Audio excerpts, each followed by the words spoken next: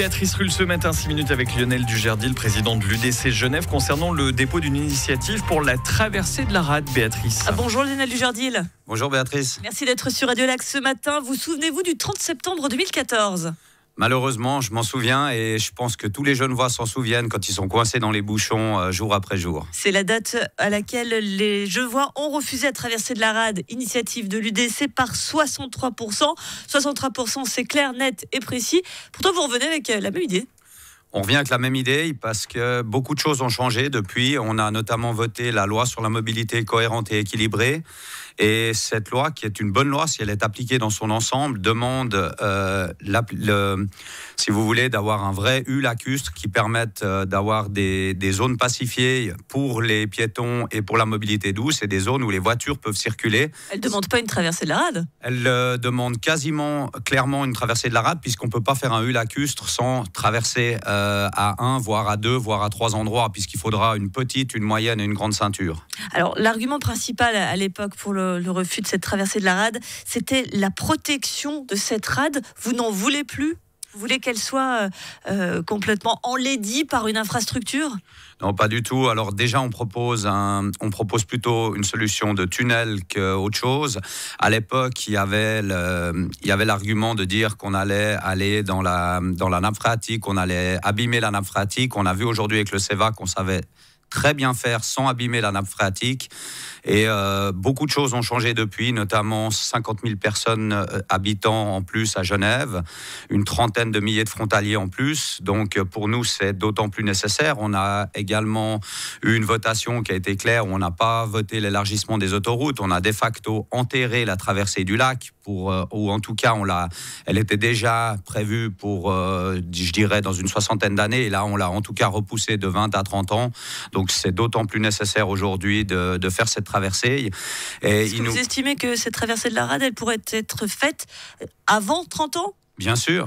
Bien sûr, si Sérieusement, attention, vous êtes enregistré. Non, avec une vraie volonté, bien sûr. On parle d'une dizaine d'années. Aujourd'hui, on sait faire. On voit qu'on a des gens qui arrivent à poser ces tubes assez rapidement, et ça nous paraît extrêmement nécessaire. On a un pont qui est le pont du Mont Blanc, qui est le pont le plus emprunté de Suisse.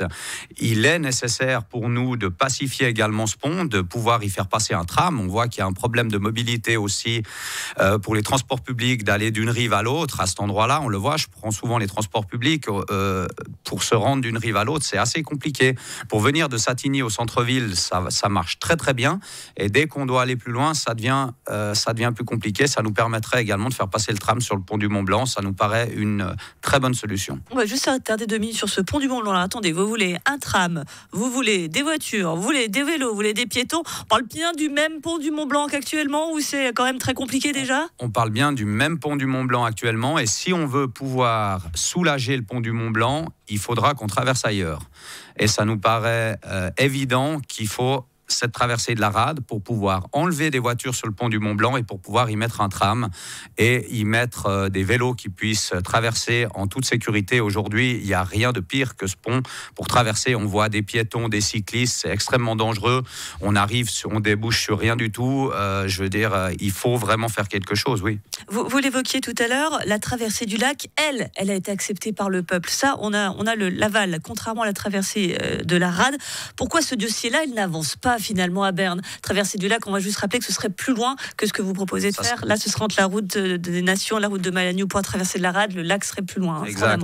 Le lac, alors c'est pas antagoniste. On ne dit pas qu'il faut pas faire la traversée du lac, mais Berne a été très très clair. Non seulement c'est pas dans l'agenda proche, ça sera, on parle de... C'est à vos élus, ça, Mauro Poggia, c'est à... Oui, mais Berne est très clair et c'est logique. Ils disent que tant qu'on n'a pas réglé la situation en amont et en aval de la traversée du lac, il n'y aura pas de traversée. On ne peut pas faire traverser les gens pour déboucher sur rien du tout. Donc on en est loin. On est loin d'avoir réglé, d'avoir solutionné ce problème. Donc Berne ne mettra pas un franc dans la traversée du lac tant que le problème en amont et en aval de la traversée ne sera pas réglé. Et vous proposez de traverser entre la route de Malagnou et la route des Nations. Il y a déjà beaucoup de monde. Alors là, c'est même plus un bouchon qu'on va avoir. Non, pas du tout. Vous avez une autoroute qui arrive d'un côté, et puis vous avez des routes et une autoroute qui arrive aussi de l'autre côté. Donc ça nous paraît absolument logique d'aller là pour non seulement pour traverser, mais pour ceux qui arrivent du canton de Vaud et qui repartent peut-être sur la France, ça paraît un très bon axe. Un mot sur le choix justement sous lacustre d'un tunnel et pas par exemple d'un pont, pourquoi pas en faire un symbole potentiel de Genève? Vous avez tout à fait raison, pour deux raisons, parce que déjà les coûts nous paraissent beaucoup moindres avec ce système de... C'est vrai qu'une passerelle à 54 millions, on n'imagine pas le coût d'un pont. Il y a déjà une notion de coût et puis on veut pas attiser les passions. Un tunnel évidemment se voit beaucoup moins et beaucoup plus discret. On a vu avec le CEVA, comme je l'ai dit avant, qu'on savait faire, donc voilà pourquoi cette solution a été choisie.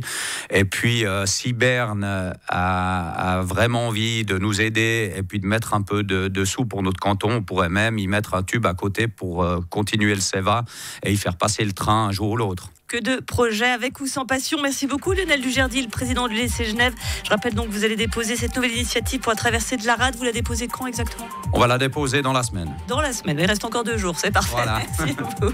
Et une interview.